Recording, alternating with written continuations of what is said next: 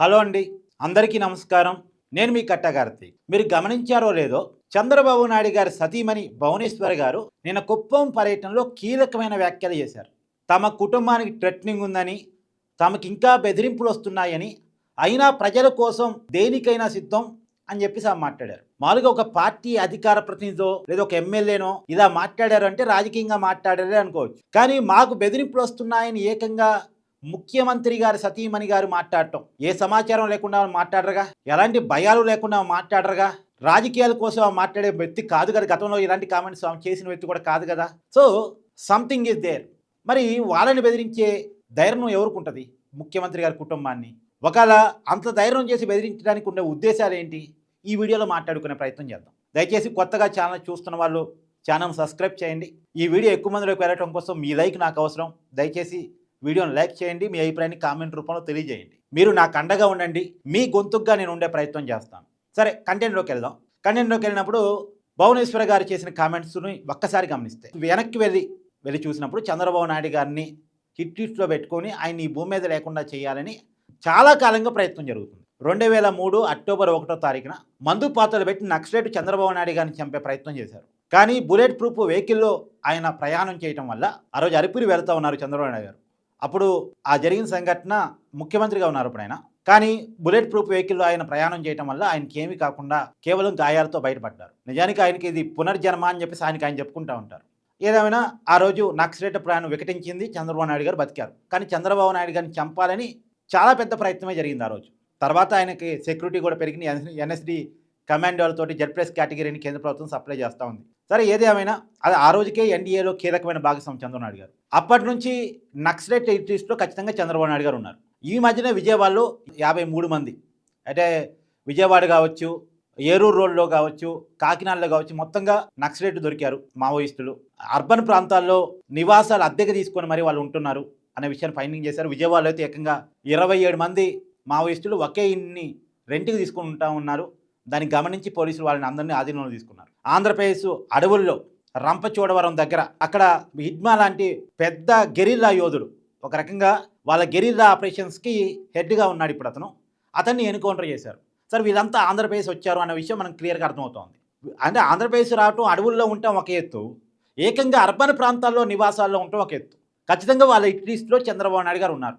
ఇప్పుడు హిడ్మాని చంపినప్పుడు అక్కడ ఒక డైరీ దొరికింది పోలీసులకి. ఆ డైరీ సమాచారం ఆధారంగానే విజయవాడలో మావోయిస్టులు ఉన్నారన్న విషయాన్ని గమనించి పోలీసులు అదుపులో తీసుకున్నారు వాళ్ళందరినీ కూడా.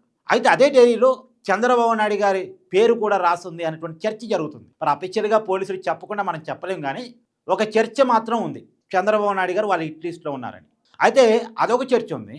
మావోయిస్టులకి షెల్టర్ ఇచ్చింది ఒక రాజకీయ పార్టీ, చంద్రబాబు నాయుడు గారిని వ్యతిరేకించి ఒక రాజకీయ పార్టీ కావాలనే మావోయిస్టులని విజయవాడ సిటీలో ఆశ్రయం ఇప్పించింది.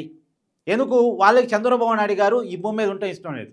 మీ అందరికీ తెలుసు కదా, ఒక మాజీ ముఖ్యమంత్రి, ఇంకా పేరెందుకు, జగన్మోహన్ రెడ్డి గారు, ఆయన చంద్రబాబు నాయుడు గారిని పదే పదే నీలేని బాయి చూసుకుని దూకాలి, ఇంకా రామాకృష్ణ అంటూ బతకాలి, ఇలా మాట్లాడుతూ ఉంటారు. వాళ్ళ పార్టీకి సంబంధించిన వాళ్ళు గతంలో విజయసాయి రెడ్డి గారు అయితే 2029 దాకా బతుకుంటే చంద్రబాబు నాయుడు గారిని ఉద్దేశించి అన్న మాటలు. తర్వాత వాళ్ళ పార్టీ అధికార ప్రతినిధి ఏకంగా జగన్మోహన్ రెడ్డి గారు సొంత ఛానల్లో అప్పుడంటే దేవుడు కాపాడాడు, ఇంకెవరు కాపాడుతారు అని మాట్లాడిన మాటలు.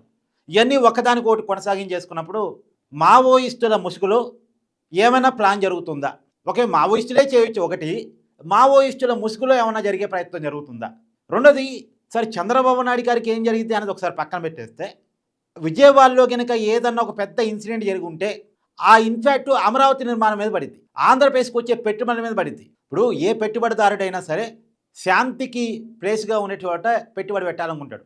అక్కడ ఇంకేదో జరిగింది అంటే పెట్టుబడిదారుడు భయపడతాడు. అందులోని బయట దేశాల నుంచి వచ్చే ఇన్వెస్ట్మెంట్స్ ఖచ్చితంగా భయపడతాయి. జనవరి 1 నుంచి క్వాంటమ్ కంప్యూటింగ్ అమరావతి వేదికగా స్టార్ట్ కాబోతుంది. ఆ టైంలో నిజంగా విజయవాడలో కనుక ఏదన్నా బ్లాస్టింగ్సో ఏదన్నా ఇంకేదో జరుగుంటే ఆ ప్రభావం ఆంధ్రప్రదేశ్ అభివృద్ధి మీద, అమరావతి నిర్మాణం మీద ఖచ్చితంగా పడుతుంది. మొన్ననే ఒక ఇంటర్నేషనల్ ఈవెంట్ నిర్వహించి 13.5 లక్షల కోట్ల పెట్టుబడులని వైజాగ్ కేంద్రంగా ఎంఓయూలు కుదుర్చుకున్నారు. అవి కనుక ల్యాండింగ్ అవుతే 16 లక్షల పైగా ఉద్యోగాలు వస్తాయి. ఆ సమయంలో ఆంధ్రప్రదేశ్లో అర్బన్ ప్రాంతాల్లో రెంట్కు తీసుకొని మరి మావోయిస్టులు షెల్టర్ తీసుకోవటం అనేది ఖచ్చితంగా ఇది ఆంధ్రప్రదేశ్ అభివృద్ధి మీద ఇంపాక్ట్ చూపించే విషయమే. చంద్రబాబు నాయుడు గారి సెక్యూరిటీ మీద కూడా ఇన్ఫాక్ట్ చూపించే విషయమే. ఇవన్నీ మనసులో పెట్టుకునే భువనేశ్వర్ గారు ఇలా మాట్లాడారా? అంటే ఆ డైరీలో ఏముంది అనేది మనకు తెలియకపోవచ్చు, కానీ చంద్రబాబు నాయుడు గారి కుటుంబ సభ్యులు తెలిసింది ఖచ్చితంగా. ముఖ్యమంత్రి గారు సతీమణి గారు కాబట్టి ఖచ్చితంగా వాళ్ళకి ఇన్ఫర్మేషన్ ఉంటుంది. ఈ ఉద్దేశం నుంచి మాట్లాడారా? అది కాక రాజకీయంగా చంద్రబాబు నాయుడు గారి భూమి మీద ఉండకూడదని కోరుకునే రాజకీయ పార్టీయో రాజకీయ నాయకులు అవతల వైపు ఉన్నారు కాబట్టి వీరంతా కలగలిపి ఏదైనా చేస్తున్నారు అనే ఒక అనుమానం అమలో ఏమైనా ఉందా అనేటువంటి పాయింట్ మాత్రం ఇప్పుడు చర్చకు వస్తూ ఉంది. అంటే వాళ్ళు మాట్లాడిన మాటను బట్టి వాళ్ళ మీద అనుమానం, వీళ్ళు గతంలో చేసిన పనులు బట్టి వీళ్ళ మీద అనుమానం. మావోయిస్టులు చంపాలని చూశారు కాబట్టి మావోయిస్టుల మీద అనుమానం, చావాలని వాళ్ళు కోరుకుంటున్నారు కాబట్టి వాళ్ళ మీద అనుమానం. ఇప్పటివరకైతే అనుమానం అనే మనం చెప్పగలం. అంతకుమించి మనం చేయగలిగింది ఏముంటుంది? మన చేతుల్లో ఎంక్వైరీ సంస్థలు లేవుగా. ఏదైనా నిర్ధారించాల్సిన ఎంక్వైరీ సంస్థలు మాత్రమే. కానీ ఏది ఏమైనా థ్రెటనింగ్స్ ఉన్నాయి అని చెప్పేసి భువనేశ్వర్ గారు లాంటి వ్యక్తి చెప్పటం ఖచ్చితంగా ఇది చర్చించుకోవాల్సిన అంశం అని చెప్పేసి ఈ వీడియో చేస్తున్నాను. ఈ వీడియో చేయాలా వద్దని 1-2 సార్లు ఆలోచించాను. కానీ భువనేశ్వర్ గారే మాట్లాడిన తర్వాత ఈ సమాచారాన్ని ప్రజలతో షేర్ చేసుకుందాం అని చెప్పేసి మీతో నేను షేర్ చేసుకున్నాను. దీని మీద మీ అభిప్రాయాన్ని కూడా కామెంట్ రూపంలో తెలియజేయండి. Thank you.